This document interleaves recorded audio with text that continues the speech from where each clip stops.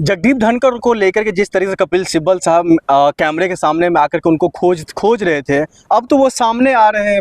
इससे पहले जब शपथ ग्रहण चल रहा था वाइस प्रेसिडेंट का, उस वक्त भी, और अब लगातार वो कैमरे के सामने आते हैं। लगातार वो जब शपथ ग्रहण समारोह हो गया होगा, आपने वो सीन देखा होगा जब वो शपथ ग्रहण समारोह में आए थे तो उनको सारे नेताओं ने इग्नोर किया। उन्होंने जब किसी से नमस्ते भी कर रहे थे तो सिर्फ अमित शाह ने सिर्फ उनका अभिवादन किया था, बाकी सारे नेताओं ने एक तरह से उनको इग्नोर किया। इसका मतलब क्या जाता है कि पार्टी की तरफ से गाइडलाइन दी गई है सबों को कि दूरी बनाकर रखें। एक उपराष्ट्रपति को जो विदाई समारोह देना चाहिए था, हिंदुस्तान के इतिहास में पहली बार है कि उन्हें नहीं दिया गया, वो सम्मान नहीं दिया गया, चाहे वो एक राष्ट्रपति के रूप में जैसे भी रहे हो। लेकिन लाए तो गए थे बीजेपी के द्वारा ही ना। अगर वो बीमार थे फिर भी एक सम्मान तो बनता है ना। हमने देखा है कि कई बार कोई बीमार होता है, अगर किसी को सम्मान दिया जाता है तो उसके घर पर जाकर उसको सम्मान दिया जाता है। तो ये कैसी स्थिति थी कि एक उपराष्ट्रपति जो इसमें शपथ ग्रहण समारोह में उपलब्ध होता है लेकिन उसकी विदाई समारोह नहीं। क्या लग रहा है उनको कैमरे पर आने क्यों नहीं दिया जा रहा था? क्या वो कोई बहुत बड़ा खुलासा कर सकते थे अमित शाह जी को लेकर या मोदी जी को लेकर या फिर हाईकमान को लेकर, बीजेपी हाईकमान को लेकर? सरकार नहीं चाहती कि उनकी जो चीजें हैं वो बाहर आए, जो नाराजगी है वो दिखे। वो चाहती थी कि इलेक्शन निपट जाए, उसके बाद हम इनसे निपट लेंगे। तो वो इलेक्शन निपटाना चाह रही थी कि इलेक्शन में कोई भी चीजें ऐसी ना निकल के आए जिससे कि चुनाव बायस्ड हो, चुनाव पे प्रभाव पड़े। हाँ। तो इसलिए उन्हें चुनाव के बाद वो चुनाव में आए, शपथ ग्रहण समारोह में दिखे और लोगों ने देखा ही कि वो उनका किस तरह से अपमान कहेंगे, हम एक उपराष्ट्रपति का अपमान नहीं कहेंगे, उनका जिस तरह से उनके साथ किया गया। इससे पहले भी कई जो उपराष्ट्रपति थे जब वो अपने पद से हटते थे तो उस दौरान उनका जो है स्वागत होता था, उस दौरान उनका जो है मतलब एक इज्जत के तौर पर उनको तमाम वो चीज़ें दी जाती थी, एक तरीके से प्रोटोकॉल होता था उनका सारी चीज़ें। लेकिन इस बार वो उनको कोई चीज़ की कोई सुविधा नहीं मिल पाया। आप देखेंगे ना, एक तरह से आप देखेंगे जिस तरह जितना धनखड़ साहब झुके, लेकिन उन्होंने एक बात पे पकड़ ली थी कि वो सुप्रीम कोर्ट वाले पे। तो सरकार नहीं चाहती थी कि सुप्रीम कोर्ट और उसमें टकराव हो, तो इसके बदले इन्होंने इनको हटाना चाहा। ये उस दिन 7 बजे तक काम कर रहे थे ऑफिस में और रात में इनका रिजाइन लेटर आ जाता है। कैसे आ जाता है? जब एक बंदा 7 बजे तक ऑफिस में काम कर रहा है, उसके बाद हेल्थ इश्यूज को लेकर, ऐसी कोई हेल्थ इश्यूज भी नहीं देखी हमें कि वो बिल्कुल बेड पे हैं या कहीं भी हैं, वो चल फिर के खुद के पैरों पे चलकर आए थे शपथ ग्रहण समारोह में, और जैसे वो पहले थे वैसे ही दिखे वो। तो कहीं से भी नहीं दिखा कि वो बीमार है, ठीक है। लेकिन एक चीज पे वो अड़ गए जिसका खामियाजा उन्हें भुगतना पड़ा। नहीं तो वो झुकते आए थे, वो झुकते रहते, उनका काम चलता रहता। जस्टिस यशवंत वर्मा जो कैश कांड वाला मामला था, कहा यह जा रहा है जो उन्हीं मामलों को लेकर के महाभियोग की बात ये करते हुए दिखाई दे रहे थे, जिसको लेकर उनको कहीं ना कहीं ये भारी पड़ गया। इस तरीके का आरोप कपिल सिब्बल साहब या कांग्रेस पार्टियों लगाती हुई आ रही है। बिल्कुल सही है। अब देखिए क्या है ना, हम लोगों को खुली आंखों से दिखता है ना ये सब कुछ, लेकिन मीडिया अपनी भाषा में कुछ और प्रोजेक्ट करती है। लेकिन ये खुली आंखों से दिखता है कि ये कांड ही उनको खा गया, क्योंकि सुप्रीम कोर्ट से टकराव सरकार नहीं चाहती। अगर सरकार और सुप्रीम कोर्ट में टकराव होगा तो जुडिशरी में टकराव होगा तो कहीं ना कहीं सरकार की भी पोल पट्टी खुलेगी। तो इनको अपनी सरकार भी चलानी है, तो दोनों मिलकर सरकार चलाएंगे जब ही तो चलेगी ना।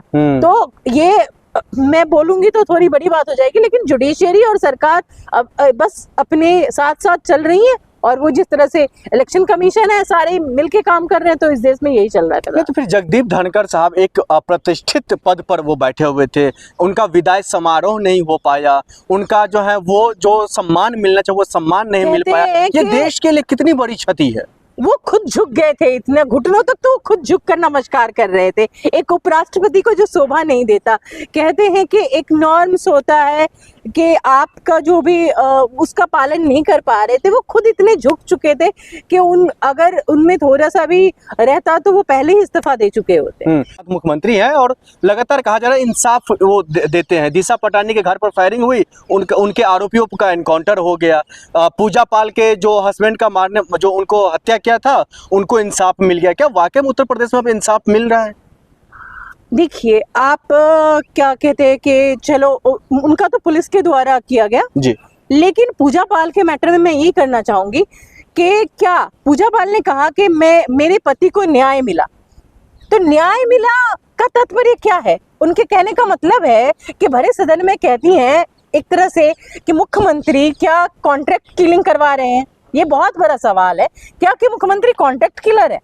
न्याय जुडिशरी से मिलती है, न्याय जज देते हैं, जज जेल देता है, लेकिन एक कस्टडी में जो लोग हों उनको कोई कहते हैं तथाकथित गुंडे आके मार जाए, उसके बाद सदन में एक विधायक खड़ी होकर ये कहे कि मैं शुक्रिया अदा करती हूँ मुख्यमंत्री का कि मेरे पति को न्याय दिया। तो इसका मतलब ये है, उनसे ये पूछना चाहिए, इस पे तो सवाल पूछा जाना चाहिए था कि क्या मुख्यमंत्री कॉन्ट्रैक्ट किलिंग करवा रहे हैं राज्य में?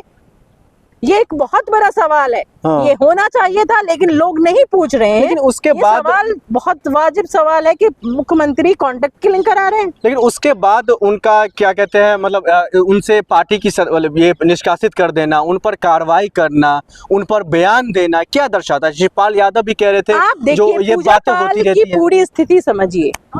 पाल समाज कहीं ना कहीं पूजा पाल की तरफ से घिसका है। ऐसे में जब उन्होंने राज्यसभा, सबसे पहले राज्यसभा के इलेक्शन में इन्होंने क्रॉस वोटिंग की, इन्होंने बीजेपी की प्रत्याशी को वोट दिया।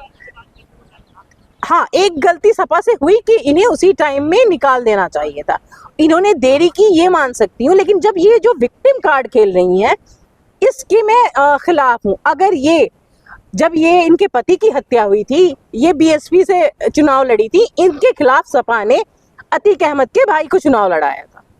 उस टाइम उसी पार्टी में ये कुछ साल बाद आती हैं और विधायक बनती हैं।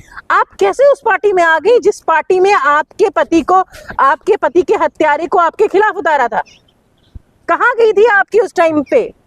आप आज बात करती हैं कि मेरे पति के हत्यारों को सजा दिलाने के लिए मैंने उम्र लगा दी, लेकिन आप उस टाइम कहाँ थी? आज सपा पे सवाल खड़ा कर रही हैं आप।